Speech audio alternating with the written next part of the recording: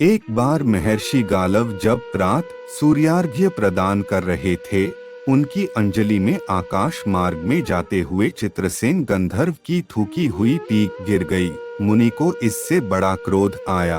वे शाप देना ही चाहते थे कि उन्हें अपने तपोनाश का ध्यान आ गया और वे रुक गए। उन्होंने जाकर भगवान श्री कृष्ण से फरियाद की, श्याम सुंदर तो ब्रह्मण्य देव ठहरे ही। झट प्रतिज्ञा कर ली 24 घंटे के भीतर चित्रसेन का वध कर देने की।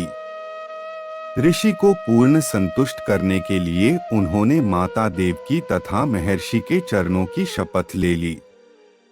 गालव जी अभी लौटे ही थे कि देवर्षि नारद वीणा झंकारते पहुंच गए। भगवान ने उनका स्वागतातिथ्य किया। शांत होने पर नारद जी ने कहा, प्रभु, आप तो परमानंद कंद कहे जाते हैं। आपके दर्शन से लोग विषाद मुक्त हो जाते हैं, पर पता नहीं क्यों आज आपके मुख कमल पर विषाद की रेखा दिख रही है। इस पर श्याम सुंदर ने गालव जी के सारे प्रसंग को सुनाकर अपनी प्रतिज्ञा सुनाई। अब नारद जी को कैसा चैन आनंद आ गया। झटपट चले और पहुँचे चित्रसेन के पास। चित्रसेन भी उनके चरणों में गिर अपनी कुंडली आदि लाकर ग्रह दशा पूछने लगे। नारद जी ने कहा, अरे तुम अब यह सब क्या पूछ रहे हो? तुम्हारा अंतकाल निकट आ पहुंचा है। अपना कल्याण चाहते हो तो बस कुछ दान पुण्य कर लो। 24 घंटों में श्री कृष्ण ने तुम्हें मार डालने की प्रतिज्ञा कर ली है। अब तो बेचारा गंधर्व घबराया। वह इधर उधर दौड़ने लगा। वह ब्रह्मधाम, शिवपुरी, इंद्रियम्बरुन सभी के लोकों में दौड़ता फिरा, पर किसी ने उसे अपने यहाँ ठहरने तक नहीं दिया। श्री कृष्ण से शत्रुता कौन उधार ले? अब बेचारा गंधर्वराज अपनी रोती पीटती स्त्रियों के साथ नारद जी की ही शरण में आया। नारद जी दयालु तो ठहरे ही, बोले, अच्छा यमुना तट पर चलो। वहाँ जाकर एक स्थान को दिखाकर कहा, आज आधी रात को यहाँ एक स्त्री आएगी। उस समय तुम ऊंचे स्वर में विलाप करते रहना। वह स्त्री तुम्हें बचा लेगी, पर ध्यान रखना, जब तक वह तुम्हारे कष्ट दूर कर देने की प्रतिज्ञा न कर ले, तब तक तुम अपने कष्ट का कारण भूल कर भी मत बताना। नारद जी भी विचित्र ठहरे। एक ओर तो चित्रसेन को यह समझाया, दूसरी ओर पहुंच गए अर्जुन के महल में सुभद्रा के पास। उससे बोले, सुभद्रे, आज का पर्व बड़ा ही महत्वपूर्ण है। आज आधी रात को यमुना स्नान करने तथा दीन की रक्षा करने से अक्षय पुण्य की प्राप्ति होगी। आधी रात को सुभद्रा अपनी 1-2 सहेलियों के साथ यमुना स्नान को पहुंची। वहां उन्हें रोने की आवाज सुनाई पड़ी। नारद जी ने दीनोद्धार का महात्म्य बतला ही रखा था।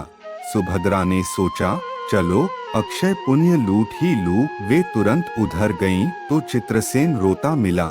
उन्होंने लाख पूछा, पर वह बिना प्रतिज्ञा के बतलाए ही नहीं।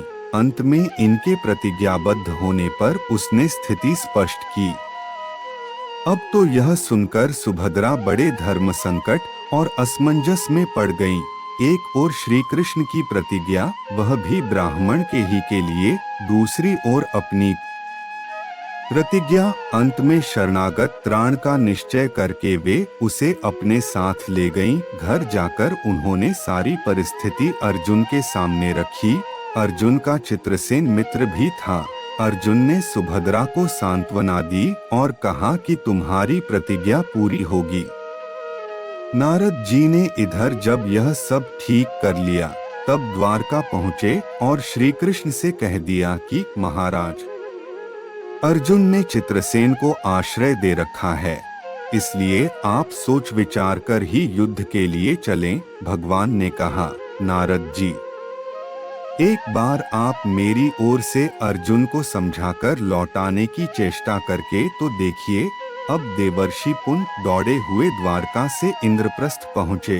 अर्जुन ने सब सुनकर साफ कह दिया, यद्यपि मैं सब प्रकार से श्री कृष्ण की ही शरण हूँ और मेरे पास केवल उन्हीं का बल है, तथापि अब तो उनके दिए हुए उपदेश क्षात्र धर्म से कभी विमुख न होने की बात पर ही दृढ़ हूँ। मैं उनके बल पर ही अपनी प्रतिज्ञा की रक्षा करूँगा। प्रतिज्ञा छोड़ने में तो वे ही समर्थ हैं। दौड़कर देवर्षि अब द्वारका आए और ज्यों का त्यों अर्जुन का वृत्तांत कह सुनाया। अब क्या हो? युद्ध की तैयारी हुई। सभी यादव और पांडव रणक्षेत्र में पूरी सेना के साथ उपस्थित हुए। तुमुल युद्ध छिड़ गया। बड़ी घमासान लड़ाई हुई, पर कोई जीत नहीं सका।